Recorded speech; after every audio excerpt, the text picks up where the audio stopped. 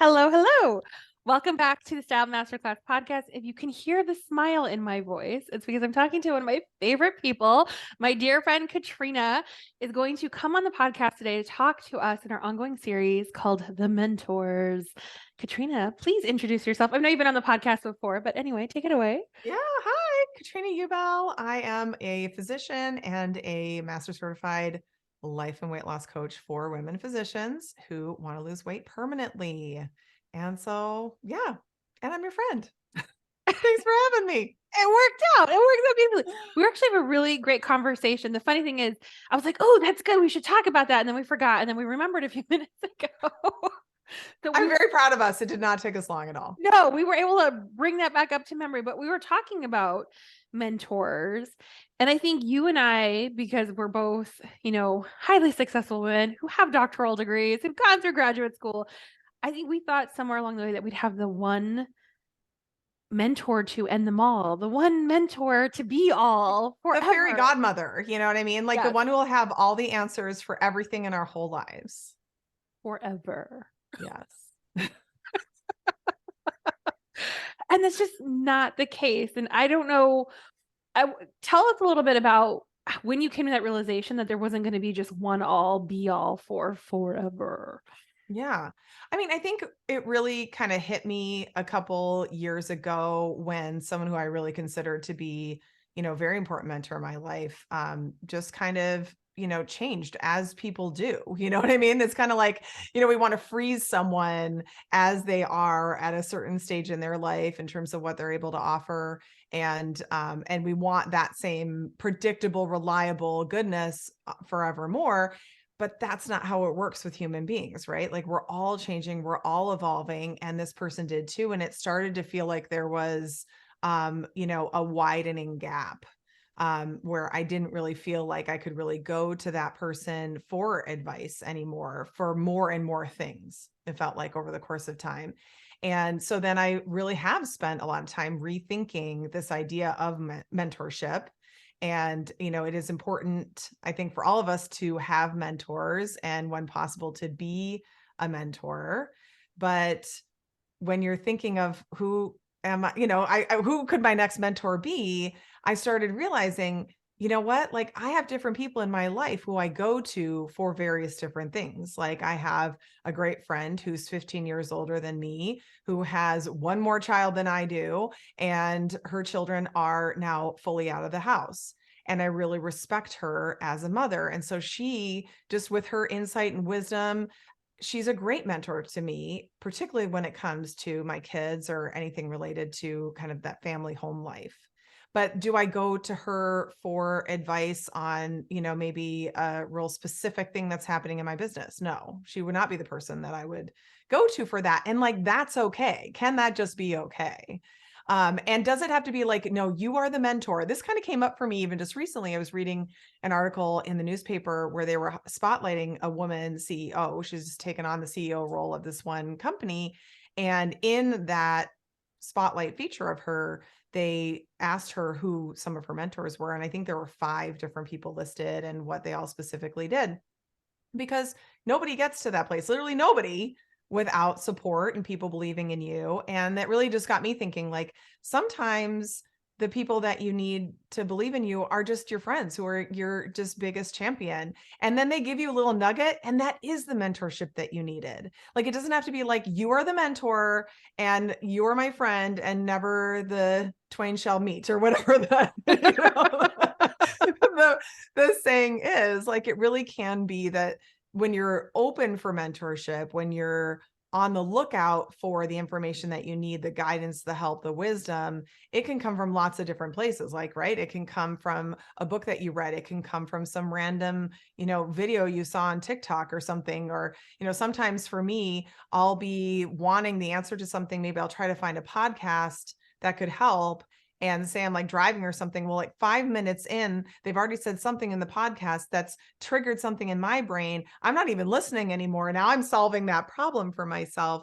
So I think it just really comes down to, can we be open to mentorship from lots of different places, knowing that the right message will show up in our lives in a way that we can't necessarily always control. And I think what we want to do is we want to control it. Like, you're my mentor, therefore you should have all the answers for me, and you should always be right too. You should never lead me astray or make a mistake or just, have a hunch or a thought or idea that doesn't pan out. I think when we look for a mentor like that, we just set ourselves up for disappointment because we're still all just human beings. Yeah. Oh, I love that. And I want to tease out a few of the things there, because one of the first things I kind of noticed you to say is like, you have to, like, if you want to receive that advice or that information, you have to be open to receive it from wherever it comes from, in whatever form it comes in. And I know for myself that I, like you, I was like, okay, there's the one. And I was like, oh wait, no, that's not possible because they're a human, I'm a human. Oh, we fuck shit up. Okay, what am I gonna do now? Like, and Right. then just being open to like, oh, this person will have this beautiful gem for me. This person will have this beautiful gem for me. And I think of this, it's so interesting when I think of parenting. Like, I get parented and loved on in all kinds of different ways from all different kinds of amazing women in my life. And I never think of like my poor mom would have to be the one all be all end all. And I'm in a matriarchy. My family is very matriarchal, and the aunties play a bigger role, at least in my culture. The aunties will. So it makes sense that I would get that kind of nurturing from 5 million different places. But for whatever reason, when it came to like business or career, it was like this one thing. So what would you say to someone who's like, okay, I get it. Maybe it's not, there's not a one all be all, but then how do we stay receptive to advice or mentorship from all the different places? I think a big, big part of it is first understanding that you are whole as you are, and the answers are already inside of you. Sometimes I like to think of it as like the mentors are just pointing out something that we already know. Like, that's why it resonates with us so much. Or they're just giving us permission to believe what we already know to be true, right? It's not so much that they really have the answer. I think when we think, I need to find a mentor who's going to have all the answers, we're first of all just negating what we contribute in the first place. So that's the baseline foundation is you are already enough.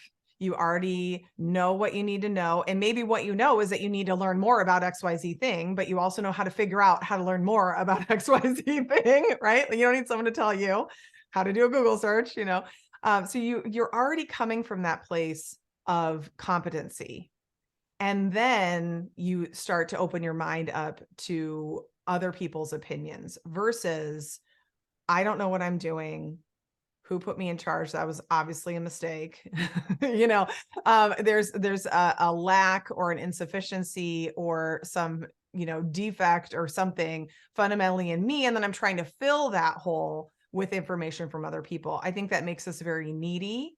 I've actually interacted with people at times where they wanted me to be the mentor and they were coming to me with that energy. It's actually really not great from a mentor perspective when the mentee, which I don't even know, is that a real word? I don't know. The person We're being going with mentored, it. I don't know a better word than that, but the person being mentored is coming almost from like this sense of desperation, like with like a franticness in their energy. And I have sometimes felt but I can tell you aren't even hearing me. I'm giving you good advice right now, and you cannot even let it filter in because you're so frantic inside, such a kind of chaotic energy inside. So when you can get to that place of like, you're not saying, that you never need help. It's not that, but you for sure can do this yourself. But you love some, it's kind of like, I can definitely walk there, but if there's a moving walkway and can get there faster, I'm open to that. Right. Or, there's like, I'm walking that way, but I don't have a map. And then someone comes with a map. Well, I can get there in a much more direct fashion than if I just kind of like look around and kind of figure it out and maybe get lost a little bit and then still end up getting there.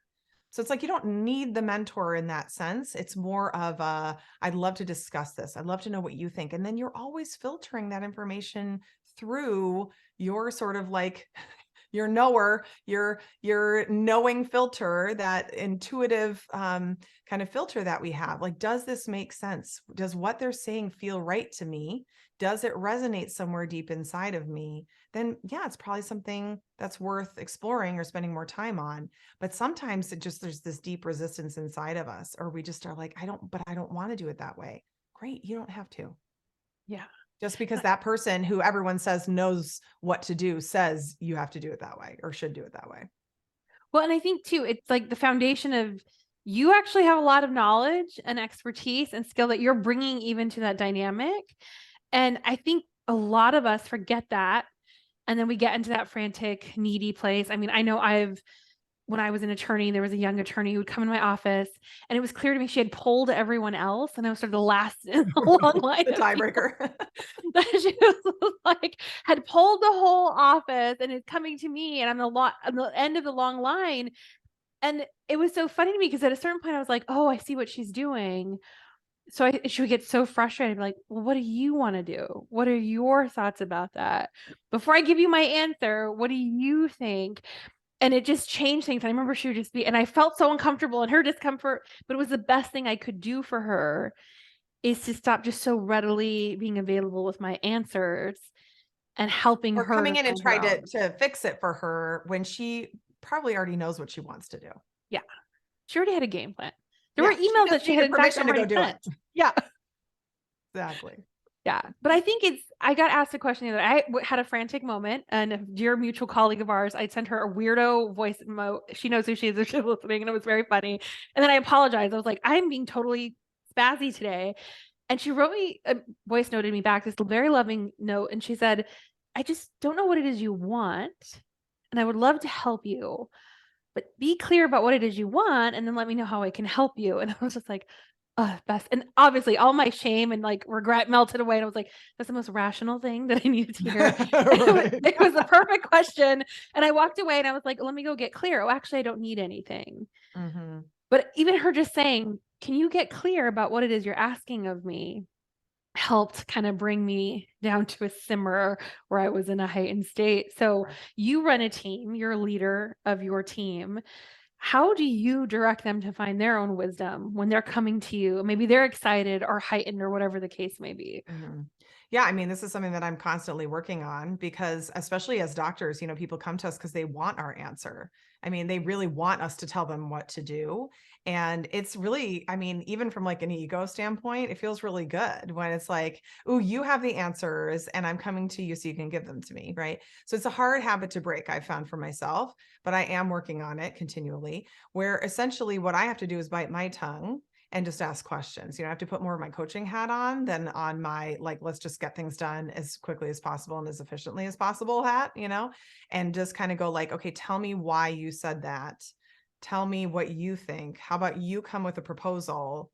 Like let them actually do, I mean, kind of the heavy lifting, right? I don't think that mentorship, sometimes we're like, oh man, but if I'm a mentor, it's going to take up so much of my time.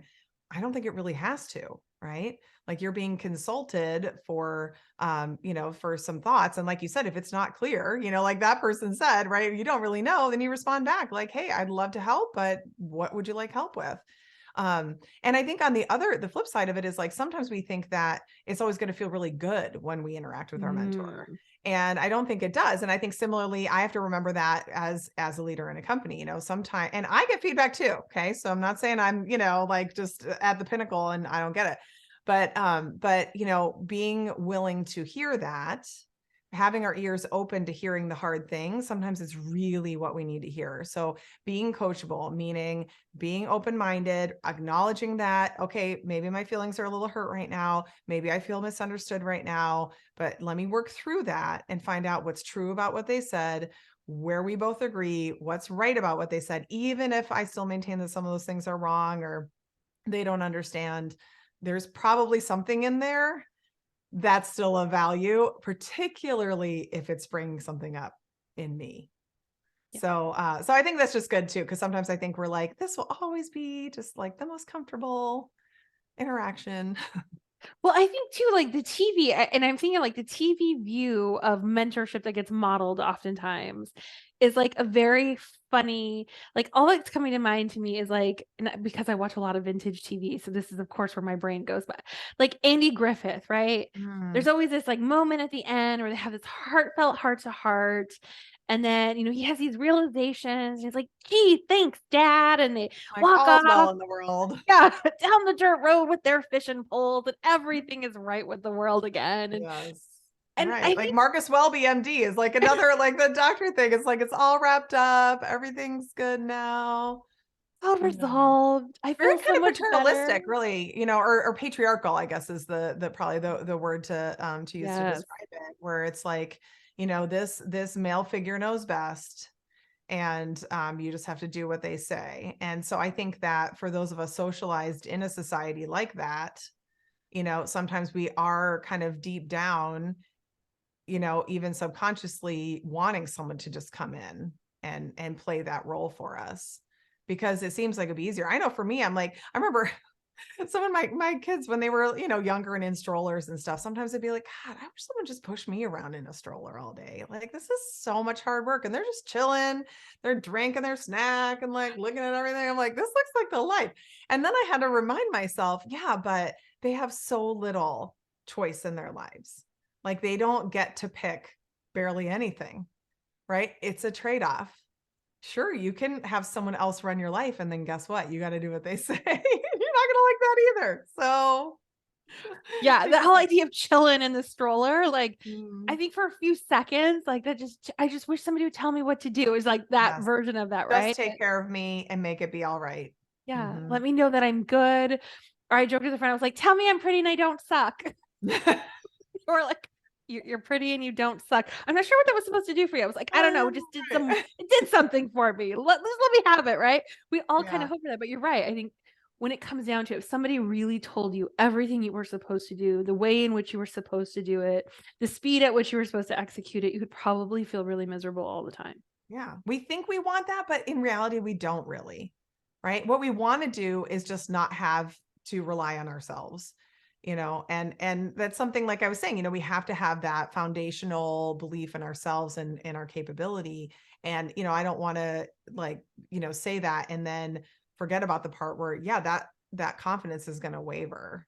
That's just a normal part of life. Like, I think it's just like just being a human, but then also things work out and they don't work out. And then what does that mean? And did I make a big mistake? And, trying to figure all of that stuff out. And I think that's a different thing. Like, a big part of our friendship is just kind of talking things out. It's a lot less of like, offering advice or solving things, and much more of like, this thing happened and I just need to talk about it.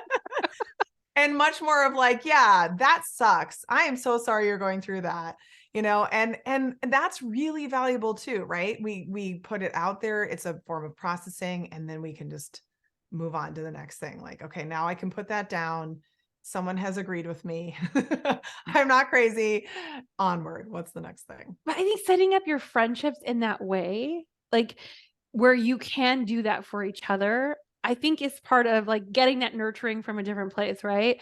And Mhm. maybe it's not the formal mentoring as we think of it or the patriarchal version, but I don't like I'm not trying to get advice from you all the time. You're not trying to get advice from me because we set it up that I could tell you things without you feeling the burden of having to come up with a solution Right. for me. Exactly. And if there was like a formal mentor relationship, it's very, very different. Right. You don't just go to your mentor for, with every little, slight and annoyance. That's what your friends are for. So I think it's good. Or, it could just be like, hey, now I need you to put on your mentor hat for me. I think that could work too. Right. Like, most of the time we're this, and now I'm going to transition this. Now I actually need your guidance, assistance, and wisdom on this specific thing. But then I think even the interaction and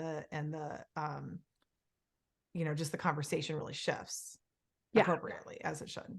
Yeah. But I think your mentor's probably not the person you go to be like, you want to hear some shit that happened today? Let me tell you some shit. Right. Right. But your friends, like we have like a running Marco Polo of want to hear some shit that happened today. Right. Right.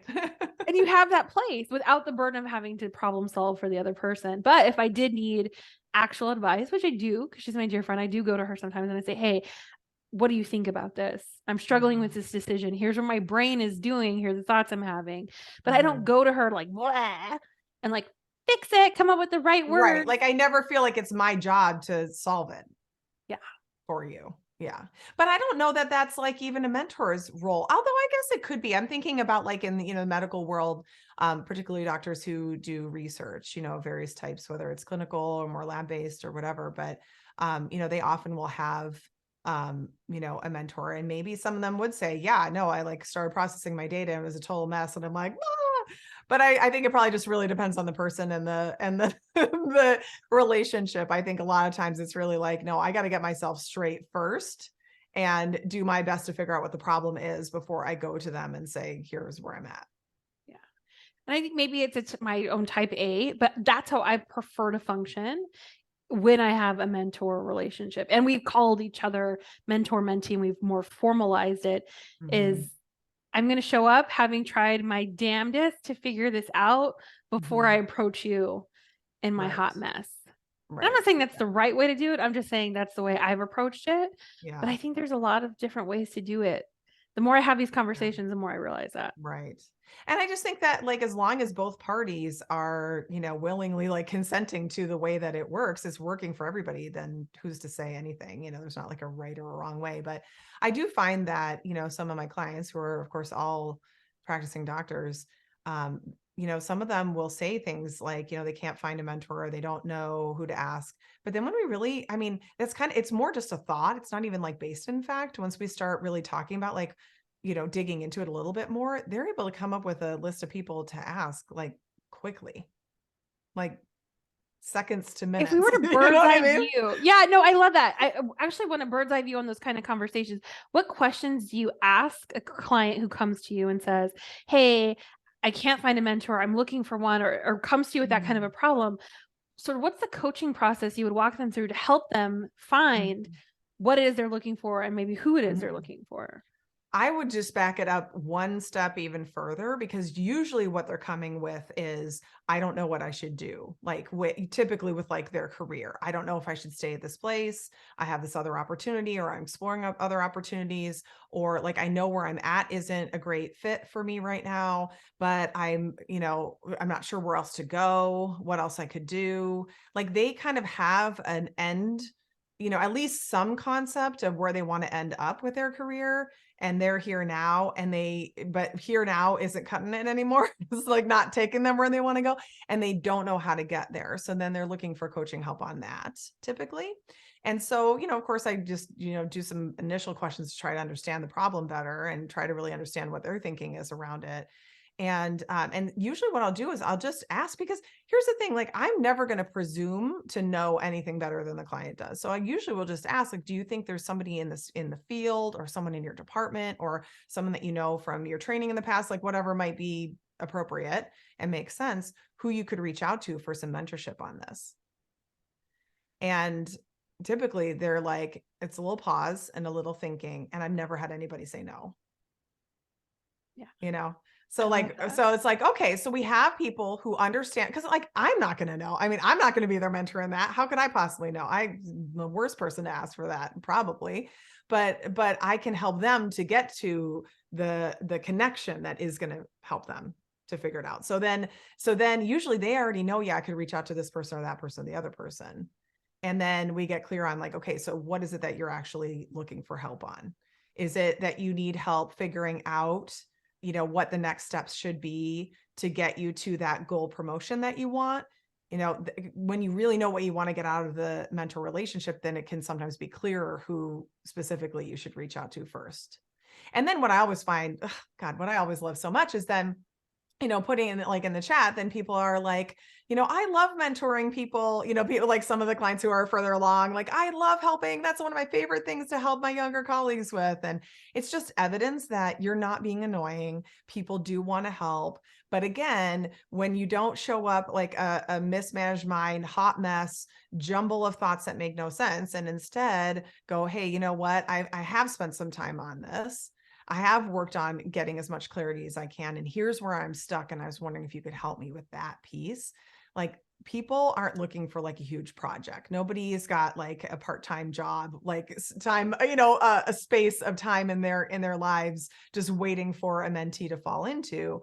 But when they go, hey, you know what? I stand behind that. And I think you totally should go after that goal. Or I think you would be the perfect person to be in that role, or whatever it is. I really think that the work that you're doing is really important and really advancing medical research. Like they feel bought in, into your success. And a lot of people will say, who really do spend time as mentors, that the success that their mentees create makes them happier than their own success, right? They're like happy when they succeed, but when their mentees succeed, oh, it's like the best. Yeah. Oh, totally. I feel that way as a coach. Like we had Glam Camp a few weeks ago. By the time this recording comes out, it'll be like a month or so ago. And the fun thing was now posting today in the Facebook group, and this may seem trivial, but it's not trivial to them, right? So everyone's decided, like, I made an offhand comment. I said, you can wear pearls with anything. Pearls go with everything. And I just said it not thinking, I just was, Yeah. Blow out your pontificating. mouth. Right. Yeah. Well, and now it's like pearls with everything is like become a thing, and they're posting their pictures. I can't tell you the amount of delight, like the sheer delight of that, and all it's going to mean for them, because it's representative of so much more. And like, I could totally buy into that. Right. Like, and I think it's interesting that as a mentor, sometimes we're in a position of power where we say something offhand that just seems so nonchalant that it has such a huge impact. I don't want to derail the conversation. That's just what came to mind. But there's a few things that you said that it's like, if we were to make this sort of methodical and like step by step for our dear listeners who are oftentimes leaders and oftentimes in mentee roles, the getting clear, I think, is step one. Yeah. Get clear. On all of it. Like, All what do of you it. need help with? What is the kind of relationship you're seeking with the mentor? Because that's, rather than just saying, hey, can you be my mentor? You can be clear on, hey, can I come to you for mentorship on X, Y, and Z things? Like, then everybody knows in the relationship what's expected of them and when it's appropriate to reach out. And it's just, a consent filled kind of environment, which is always better for everybody. Yeah. And you can even set parameters like, I'm going to take no more than 10 minutes of your time once a month or every other week or just on an as needed basis. And I promise I will come prepared, and I will take, you could set parameters and boundaries about what you're willing to give and what you're willing to take from someone, again, so everyone's consenting, they know what's going on in that relationship. Mm-hmm. And And you're not like constantly canceling on them and, like being maybe disrespectful of their time and effort and energy. yeah, They have and other it things goes they could both be ways. doing, but they're giving you that time. So, honor that. Yeah. And recognizing as the mentor, sometimes they're preparing to have that conversation with you. Mm-hmm. Like, if that's a dynamic you set up and they're coming prepared and they've thought about it and they're being thoughtful, trying not to cancel on that, life happens, obviously, but honoring that they're going to put effort into meeting with you just as much as you would like them to honor your time and coming prepared. It really goes both ways. And I've seen it go astray where the mentor clearly doesn't have a respect for the mentee's time. And that feels Yeah. awful. And as a mentor, recipient. don't agree to being a mentor if you cannot commit to giving that person what they need or the agreed upon parameters or whatever. It's okay. This is when we have to work on our people pleasing. We just want to say yes to everything. And here's what I see a lot of is from that angle is these women physicians who are so overloaded, feel like they're failing everywhere, in all the areas of their lives. But they're like, but all these people that I'm a mentor to are so great and I believe in them so much. Like their heart is in such the right place when they say yes, but it doesn't work for them. So in my opinion, it's much better to have fewer of those relationships where you can really dedicate your time and your energy and your thoughts. I mean, you have to think about these people. It is a commitment, but then go all in on those people. And instead of thinking about it like you have to say no then to all these other people, you can think of it as like, hey, I don't think I'm the best person for you, or I am not able to give you my all in the way that I would expect myself to if I were your mentor, but I would love to help connect you with somebody who could. Right? Like that's a way that you can be helpful, is not just saying no, good luck with that, but like actually, helping to facilitate introductions to other people and maybe someone who even would do a better job than you would. Yeah. Totally possible. Like I think before we start the conversation, you're not the end all be all, and Yes. the mentor is not the end all be all. And I don't think we should expect that from humans in general, like your partner and your significant other isn't your end all Right. be all. Mhm. That one outfit isn't the end all be all. Nothing ever could be. And Right. just Or like starting the with that. perfect makeup or whatever. It's like, yeah, Yeah, it's an evolution. 100%. So let it evolve, folks. Like, I think it's like the big takeaway. Yeah. You know what you're doing. Go prepared both Exactly. ways. And just Yeah. think about it just from like, remember your manners, you know what I mean? Like, what did your mother teach you? And like, say please and thank you, and just be appropriate, come prepared, and it should work out great. And when you're really clear on what you want, it really can be like a springboard that really propels you forward, instead of just like a little bit of help, or feeling like you're just like the little inchworm inching along. Yeah. So good. So good. Well, thank you, friend, for coming on today. Thank you for being Absolutely. part of So this fun ongoing always. series. For those of you listening, and if you've been like, oh man, that's the missing ingredient, I wasn't clear on what I wanted, go get clarity. See if you can revisit some old conversations that kind of died away because you weren't clear, and see where you can take those relationships. All right, Absolutely. Thanks we so are much. out. Bye, everyone.